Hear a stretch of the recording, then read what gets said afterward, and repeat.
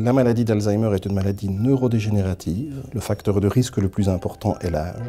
Et étant donné qu'on vieillit de plus en plus, eh bien nous avons de plus en plus de patients qui sont concernés par cette maladie.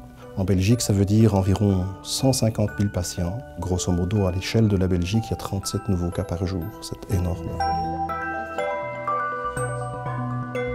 Les caractéristiques de la maladie, c'est finalement que dans certaines régions de nos cerveaux, nous avons des cellules qu'on appelle les neurones qui meurent. Donc il y a deux lésions principales qui sont ce qu'on appelle les dépôts d'un peptide qu'on appelle l'amyloïde, et d'autre part des lésions qu'on appelle les dégénérescences neurofibrillaires qui sont composées d'une autre protéine qu'on appelle la protéine Tau. Ces lésions apparaissent initialement dans des endroits très limités du cerveau et on s'est rendu compte qu'en fait ces lésions s'étendent dans le cerveau, donc en suivant même des voies qui sont assez stéréotypées, elles ont un effet toxique sur le fonctionnement des cellules et cet effet toxique in fine altère la communication par exemple entre les neurones et même entraîne la mort des cellules. Et cet ensemble d'anomalies-là va progressivement conduire à des difficultés chez les patients, et notamment ce qu'on appelle des difficultés cognitives, donc des difficultés principalement notamment de la mémoire, mais aussi de leur concentration et de leur organisation.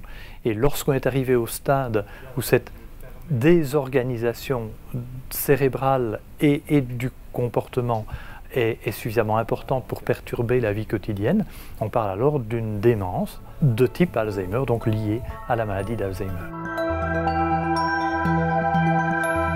Notre thématique principale, c'est effectivement d'essayer de comprendre les mécanismes de la maladie. On est capable de faire pousser, par exemple, dans des boîtes de culture, des cellules nerveuses. Et ces cellules nerveuses peuvent être manipulées pour essayer soit de reproduire les lésions qu'on voit dans le cerveau, ou bien essayer d'interférer avec la production de ces anomalies, des protéines qu'on voit dans le cerveau.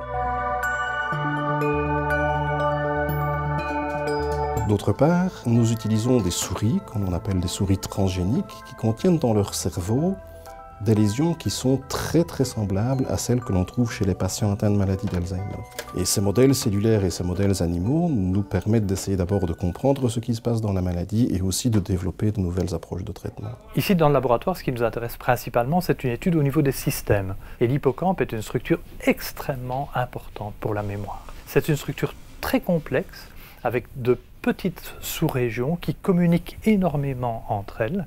Et donc on essaye d'avoir, grâce à de l'imagerie, et notamment de la résonance magnétique nucléaire, des images précises de ces connexions.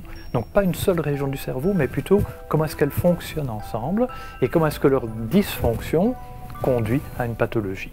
Mais on a également un grand intérêt dans le laboratoire sur ce qui fonctionne bien. Et par exemple, on a remarqué que du point de vue de la mémoire, il y a une capacité qui est la capacité de la familiarité. On peut se retrouver en rue, voir quelqu'un et se dire « ça, je pense que je le connais ». Et ce souvenir-là, il reste souvent fort bien accroché chez des patients avec une maladie d'Alzheimer. Et donc on sait que l'on peut utiliser cette capacité qui est une capacité persistante. C'est une maladie malheureusement pour laquelle actuellement nous n'avons pas encore de traitement. Donc c'est un enjeu majeur, je pense, pour la décennie qui vient. La maladie d'Alzheimer est considérée pour l'instant comme une fatalité, en disant « mais vous savez, à partir d'un certain âge, c'est un peu normal de perdre la mémoire ». Et si on avait tenu le même langage pour d'autres maladies, comme les maladies cardiovasculaires, comme le cancer, on n'en serait nulle part. Et donc je crois que dans les 15 à 20 ans à venir, il y aura énormément de progrès pour essayer de prévenir et de ralentir cette maladie.